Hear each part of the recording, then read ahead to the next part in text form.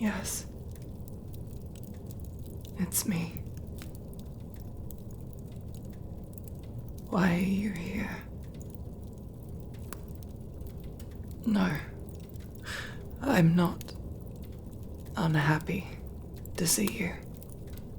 But why? Shouldn't you be at the head of the Avenger? Joining Gilliman's lap of vengeance?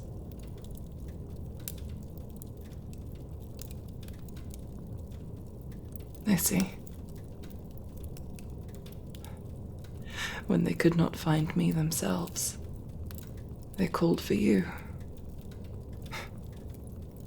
Thought perhaps if anyone could, you might be the one to track me down. I have not gone anywhere. I just didn't want to be found, to be perceived. The shadows are a familiar comfort. A salve in abundance here. So here I remain, contemplating, taking respite in the dark. Even my children cannot find me when I do not wish them to. Not without the aid of an Auspex. I suppose you did. Not by seeing me, but knowing me well enough to know where I would be hiding myself. Please, do not worry yourself over me. Let my children know I am well, that they need not send anyone else after me. No, I cannot face them. Not now. I cannot be what they need. I cannot be strong, inspiring, a leader to guide them through the darkness and betrayal. I am spent. No, I will not leave this place. I cannot. I'm sorry.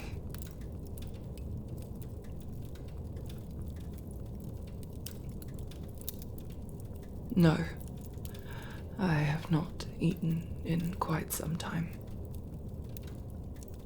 I cannot say I've had much appetite.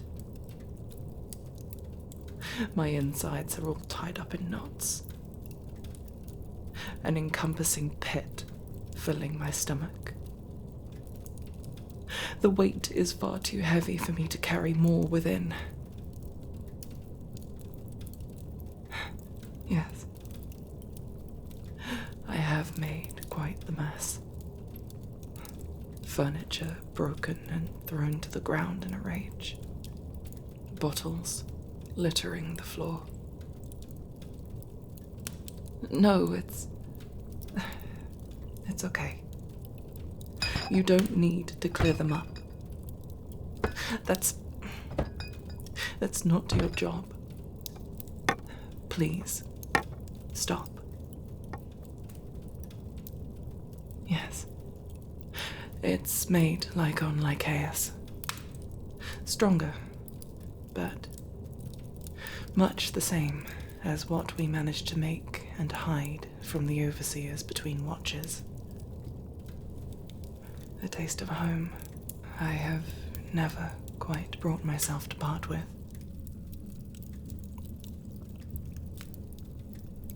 As it turns out, we were not the only ones to find a form of alcohol that could affect an Astartes. Although I dare say it is more refined than the ale consumed by Russ and her children. But it is potent nonetheless. Yes, I am sober. I ran out days ago.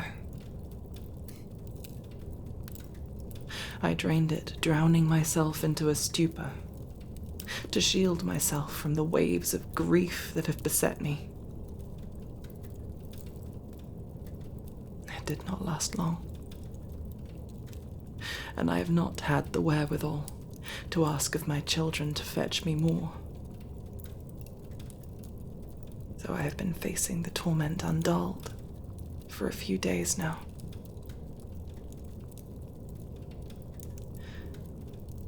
It is a dull ache, like a festering wound, ever present. It is a shallowness of breath, as though my lungs never quite become full. I walk, breathe, speak, or rather my body does. But I do not feel like I do, that I move with my body. Only that I am vaguely tied to it, gingerly touched by the fading breath of reality, as my mind fights to hide in the echoes of days long gone. As if, could I only remember hard enough, I may be permitted to return, to be freed from the shackles of the present that bring me such melancholy.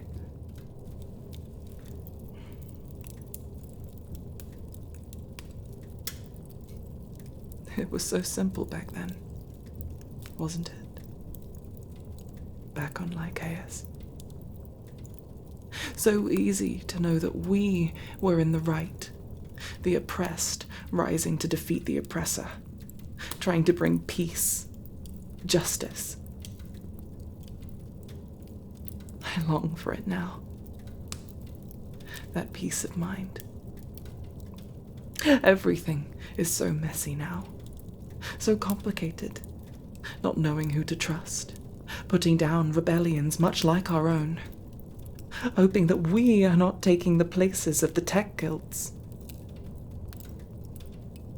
Having so many lives in my hand, not only my children, but the soldiers serving with us, the civilians, that the responsibility lays at my feet to see true and make the right decisions. I mean, you must now feel the same, in charge of your crew. Hoping that we have not been twisted from liberator to oppressor.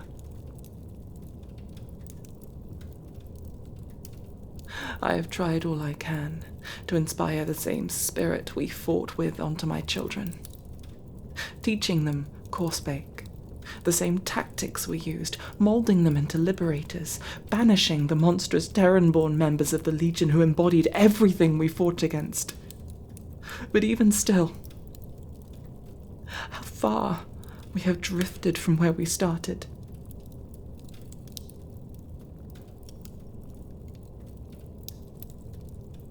You were the first human being I spoke with.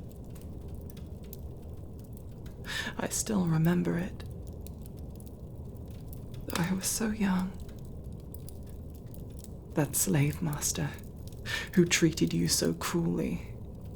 The burning rage and hatred that instinctively welled within me.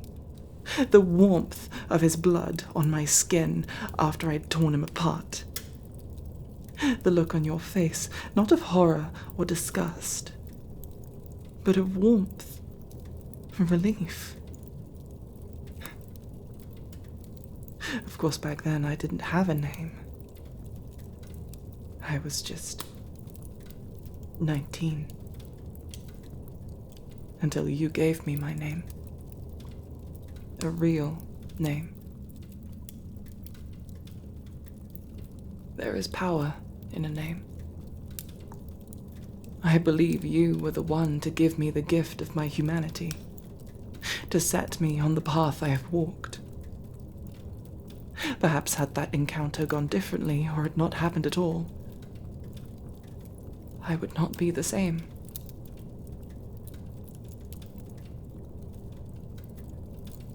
I fear our similarities, Kurz and I, that we both feel more at peace in the shadows than the light.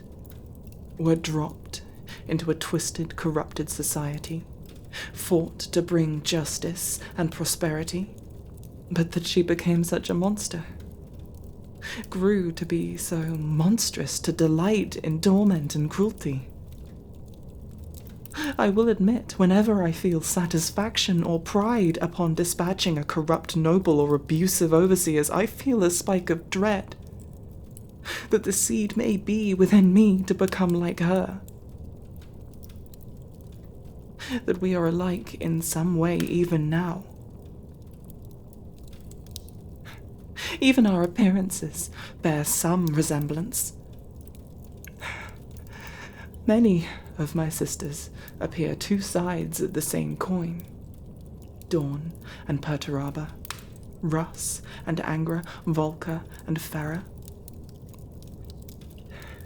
It brings me unease to think that Kurz may be my counterpart, that I am tied to her in some way, that within me dwells the potential to become like her. That aspect of my nature already disturbed me. But Horus' rebellion brought secrets long hidden into the light. We are products of the war. Abominations. We should not exist. We exist only because Father saw fit to take the powers of malevolent forces and twist them to forge daughters, generals to aid in humanity's unification.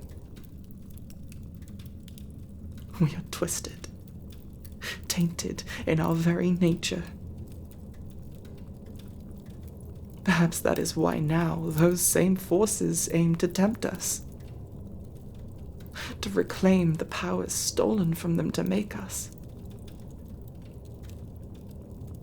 Father told me of the existence of chaos before all this, deemed me fit to carry such knowledge. It is a burden he only seemed to share with me, at least among my sisters. I was bound to keep it to myself, that I could not speak of it to anyone but him. It bored holes in me, as if wishing to burst from my throat to any of my sisters, to one who would understand, with whom I could share the burden. Perhaps if I'd done so, some of this could have been avoided.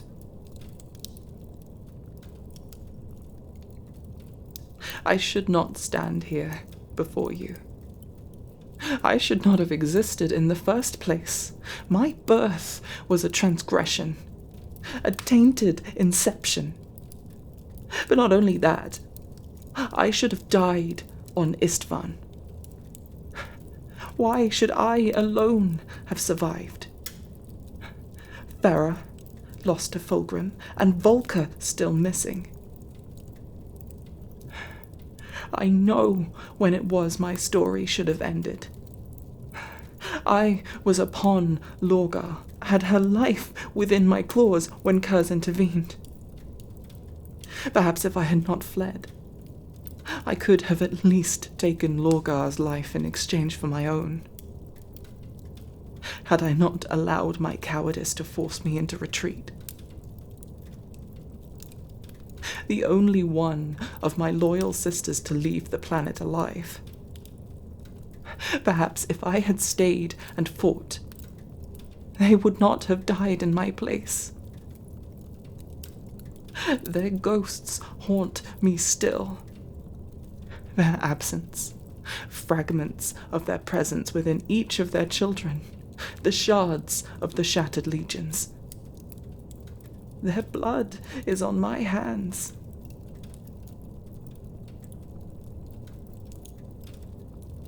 No, it is not okay. It can never be okay. I should have known. I should have known what Horror would do. That she was not to be trusted.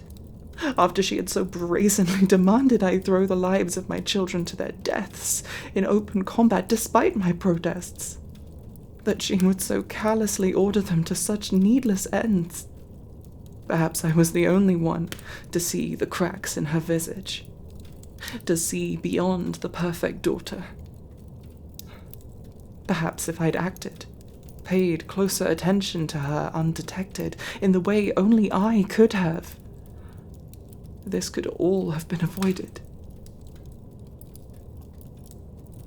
There is so much blood on my hands. Not only of my sisters, of my mother, but of my daughters also. They were supposed to be hope. Pure gene seed, untainted by the instability of my own. A gift entrusted to me by my father to rebuild, to ensure that my mistakes on Istvan did not bring about the end of another legion. But it was twisted, corrupted by the forces of the Hydra with the taint of chaos. In my hope, I was blinded to their infiltration, their sabotage. They came out twisted, mutated, barely human. I tried to fix them, to find some solace or cure for them, but I couldn't. And I couldn't leave them as they were. They were suffering, proud, honest souls, imprisoned in the mockery that had become of their own bodies. I couldn't. They deserved better than that. I released them from their misery. And as I did so, they looked at me with such warmth, like they recognized and were pleased to see me. Blissfully unaware of the grim duty I was there to fulfill. They trusted me, in life and in death. And look where it got them. A tortured existence, and the death of an animal. All I wanted to do was save our people, bring peace, justice. But look at me. I have become a carrier of misfortune, a font of pain and misery for all those who open their hearts to me, who place their trust in me. I am walking poison.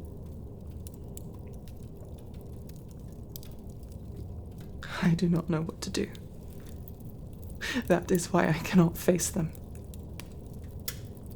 I cannot bring them any more pain. I cannot burden them with my curse. So here I am, sequestering myself, where I cannot bring them any further harm, nor look in the eyes those whom I have let down. I cannot even begin to think of facing father in his current state. He trusted me with information he told none of the others, gave me a second chance to rebuild what had been lost, and I repaid him in failure. I could do nothing to prevent what happened to her.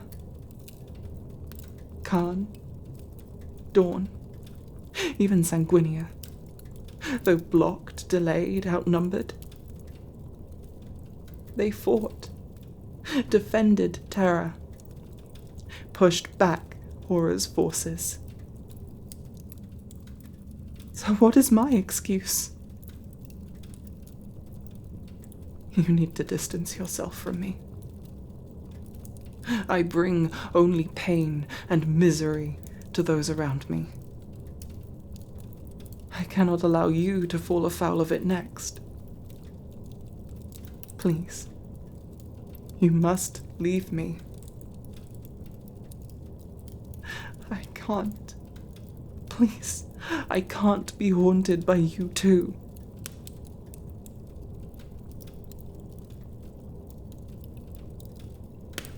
Yes, I am listening. I know. But with the curse of hindsight, I cannot resist the compulsion to look back, to notice every glaring detail I missed, every minor action I could have taken that could have altered the path that fate took.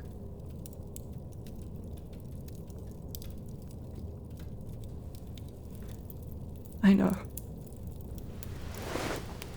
Thank you for being here. At the beginning. And now here. Please, don't let go. Your presence.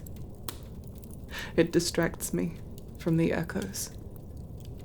From those that haunt me. So please, don't stop holding me.